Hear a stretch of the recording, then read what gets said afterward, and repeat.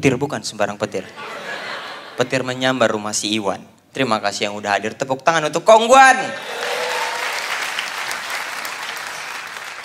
Jujur ya, ini aku berdiri di sini tuh kayak apa ya, aku pengen nyampein sesuatu, kayak aku tuh udah muak sama orang-orang yang ngejadiin Kongguan jadi bahan bercandaan. Sumpah aku tuh muak sama orang-orang yang bikin meme-meme nih toh. Mana bapaknya, aduh. Itu orang-orang kayak gitu tuh asli deh. Zaman itu tuh judging, menurutku tuh ngejudge sesuatu yang nggak tahu dasar latar belakangnya kayak apa, asli deh. Emang kalian bisa ngerasain jadi single parent kayak apa? Hah? Berat tau. Gila loh, misalnya aku tuh asli muak sekali sama orang-orang yang bercandain itu, yang bikin meme di Instagram tuh yang kayak ini bapaknya mana, bapaknya kesini, bapaknya aduh. Ini aku kasih tahu ya, Kongguan itu men, itu aku tuh hidup dari kecil sampai besar tumbuh bersama Kongguan. Dan aku yakin ya, orang-orang besar di Indonesia yakin aku pasti tumbuh besarnya bersama Kongguan. Yakin aku, Kongguan merubah Indonesia. Dan aku paling mau sama orang-orang yang bikin meme, bukan meme, ngejokes tuh kayak Kongguan dibuka isinya rengginang, Kongguan dibuka isinya baut-baut di bengkel. Itu udah basi boy, basi. Itu zaman kapan? Ya Allah, maksud aku, ya itu ibaratnya culture-nya udah sangat pop lah, udah zaman dulu gitu. Biasa kan kalau culture pop tuh ada orang-orang yang pengen kelihatan beda gitu, yang pengen kelihatan edgy gitu. Yang biskuit Kongguan kalengnya gitu dibuka isinya kebijakan pemerintah gitu. Gila. Emang gitu sih orang-orang edgy kadang terlihat aneh ya. Karena terlalu sendirian. Ini aku ngejilatnya berlebihan ya? Enggak lah ya, tapi santai lah ya. Kenalin, nama aku Indra Jegel teman-teman, dan bener aku lagi ngejalanin tour stand up comedy bersama Mamat Alkatiri. Dia ngomong apa tadi? Ngomong anak. Nama turnya kita timur ke barat, dari timur sampai barat, dari ujung timur sampai Indonesia Barat. Tema tur kita adalah bahwa perbedaan harusnya mendewasakan, bukan mengkhawatirkan. Aku tuh ngerasa bahwa kayaknya aku pengen gitu punya tur, dan aku akhirnya bangga dan seneng gitu rasanya. Dari beberapa tahun lalu aku pengen punya tur, terus aku akhirnya tercapai gitu, aku punya tur sendiri tuh senengnya luar biasa gitu. Itu senengnya sama kayak sesuatu yang gak ada, sekarang jadi tuh ada gitu. Bahagianya tuh luar biasa. Tapi jujur aku kenapa mau memilih tur bareng Mamat Alkatiri, karena jujur aku sebenarnya tidak tahu bahwa aku sama sekali tidak pernah bersinggungan dari teman-teman dari Indonesia Timur. Aku ngerasa bahwa ya mungkin kalian atau aku juga merasakan hal yang sama. Kita tuh sangat stereotip sama teman-teman dari Indonesia Timur. Aku nggak pernah tahu bahwa ternyata Mamat Alkatiri pernah dapat diskriminasi yang lumayan parah. Teman-teman dia di Surabaya dikatain monyet, diusir, diapa-apain. Aku ngerasa kayak anjing, maksudnya nggak segitunya lah harusnya. Kalau sesama manusia harusnya bisa saling ngerti aja kan. Menerima perbedaan itu kan penting, karena berbeda itu harusnya mendewasakan, bukan mengkhawatirkan. Karena Mamat ya, aku ngerasa kayak dulu aku kan tinggal di Binjai, Sumatera Utara. Ada yang tahu Binjai nggak? Ya memang sulit sih ngasih tahu kalian ya untuk tentang Binjai itu. Tadi aku nggak pernah tahu, nggak pernah bersinggungan sama sekali sama teman-teman dari Indonesia Timur. Jujur sama sekali nggak ngerti. Dulu aku stereotip sama teman-teman dari Indonesia Timur. Ya paling kita tahu lah dari teman-teman Timur tuh nggak, paling bodyguard, mata elang, paling striker timnas ya kan. Itu aja. Tapi jujur aku tahunya tuh dulu itu aja. Tapi ketika kenal setelah aku pindah ke Jakarta tahun 2016, perspektif itu berubah jauh. Asli berubah drastis. Karena pertama kali aku tinggal di Jakarta, aku tinggal di kos-kosan bersama Ari Kriting. Kalian tahu Ari Kriting? Aku respect sekali sama Ari Kriting. Ari Kriting tuh aku anggap abang. Karena aku ngekos sama dia. Aku tuh kalau misalnya nggak bisa pulang ke rumah kayak tahun baru, kayak lebaran haji, tuh Ari Kriting udah gel nggak apa-apa, semangat. Kalau misalnya aku nggak ada duit, aku minta bang makan. Aku minta duit ke Ari Kriting. Aku respect asli. Cuman Ari Kriting ini makin hari makin, aku ngerasa kayak ada sesuatu gitu yang aneh. Karena aku ngekos sama Ari Kriting di daerah di Duren 3. Udah, kami semua tidak dikasih kunci kos. Jadi kunci pagar itu dipegang sama bapak kosnya. Bapak kosnya orang Jawa, namanya Cak No. Karena kalau orang Inggris namanya Cak Yes. Enggak lah. Jadi kami itu tidak dikasih kunci kos. Udah, aku ngerasa kayak jadi jam berapapun kami pulang, kami dibukain pintu pagar sama dia. Jam 3, jam 4 nggak apa-apa. Terus pada satu hari, aku lihat jam 3 pagi nih, aku lihat Ari Kriting ngeluarin kunci dari kantongnya, buka pagar kos kami. Terus aku heran kan, lah kenapa Ari Kriting dapat kunci, kami nggak dapet? Aku tanya sama Ardit, kan aku satu kosan sama Ardit kan, Dit itu Bang Ari kenapa punya kunci, kita kok enggak? Ardit jawabnya gini, mungkin karena Bang Ari orang timur. Masuk akal sih. Tapi ku cari tahu, ternyata Ari Kriting selama dia hidup di kos itu, dia sering ngasih duit ke bapak kosnya. Jadi kalau pulang jam 3 dia ngasih 50, 60, 70 gitu. Sampai akhirnya dia megang kunci kos sendiri.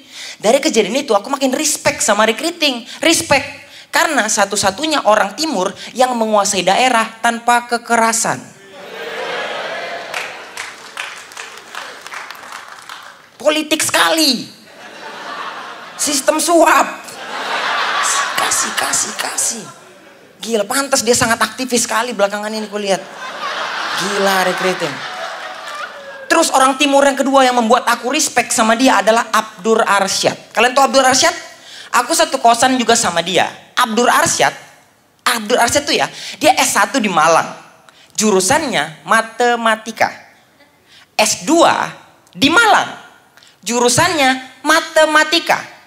Dan lulus. Kok bisa ada orang hidup dengan matematika tuh kok bisa gitu? Lancar, hidupnya lancar. Dan ini kenapa aku respect sama dia. Dia punya channel YouTube, cari ya. Abdur Arsyad Matematika Asik. Dia satu-satu orang di dunia yang berani-beranian menghitung nikmat Tuhan. Sumpah, cari di YouTube-nya Abdur Arsyad Matematika Asik. Menghitung nikmat Tuhan dan berhasil. Respect aku sama Abdur Arsyad. Dan pandangan aku terhadap teman-teman Indonesia Timur itu udah tinggi. Aku ngerasa kayak ini, kita gak bisa membeda-bedakan lagi. Sampai akhirnya.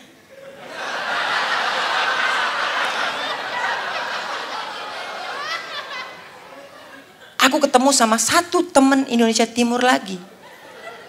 Yang membuat ekspektasi itu jatuh sejatuh-jatuhnya. Dia adalah Mamat Al-Katiri. Kuliah di UMY kedokteran gigi sampai detik ini belum lulus. Mamat Al-Katiri pemabuk. Dan Mamat Al-Katiri pernah disuruh stand up sama Panji, perform jam 9 malam, ketiduran. Jadi maksud aku di poin ini, kalau misalnya ada orang yang salah, jangan salahkan sukunya, jangan salahkan agama, salahkan oknumnya. Di poin ini, yang emang harus dibakar, itu Mamat. Emang Mamat emang. Merusak citra. Mamat Al-Katiri merusak citra kita semua.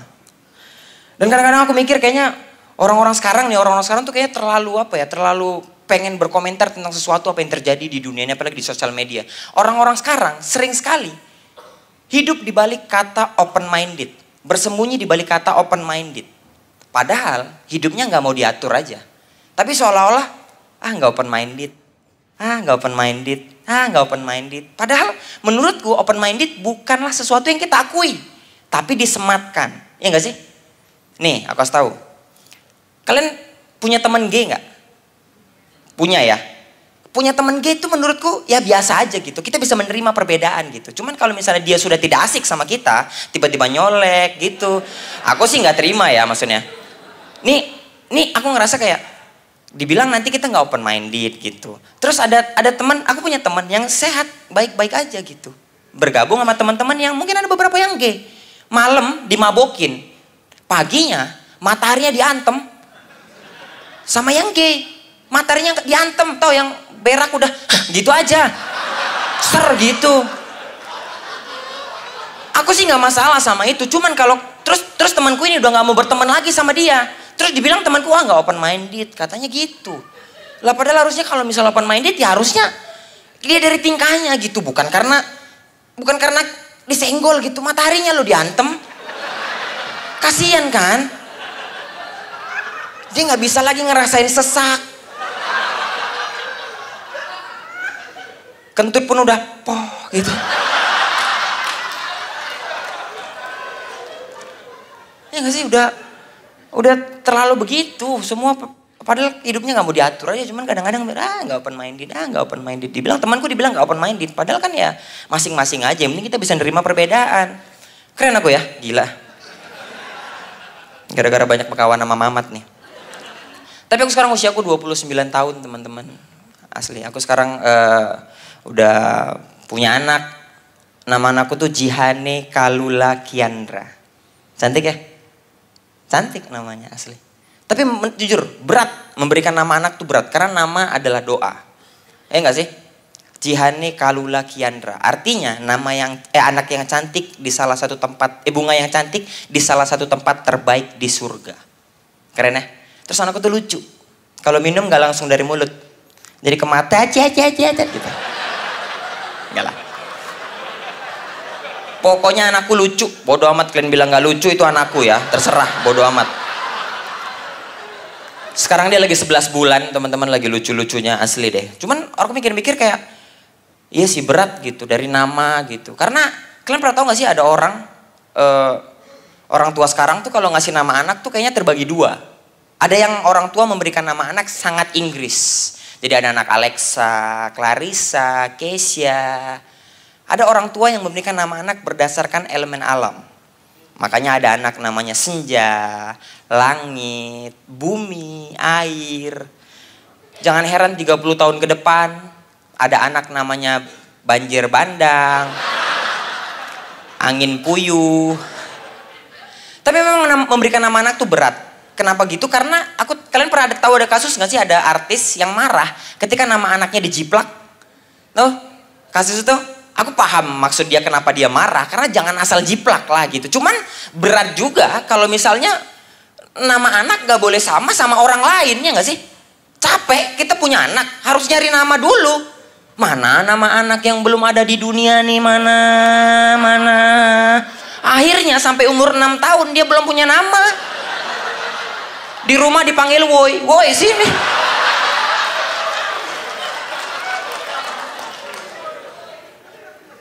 Capek dong kalau dipanggil woi. Niatnya manggil satu orang, yang datang rame-rame kan. Nah maksud aku kalau memang mau buat nama anak yang tidak bisa dijiplak sama orang, mending bikin nama anak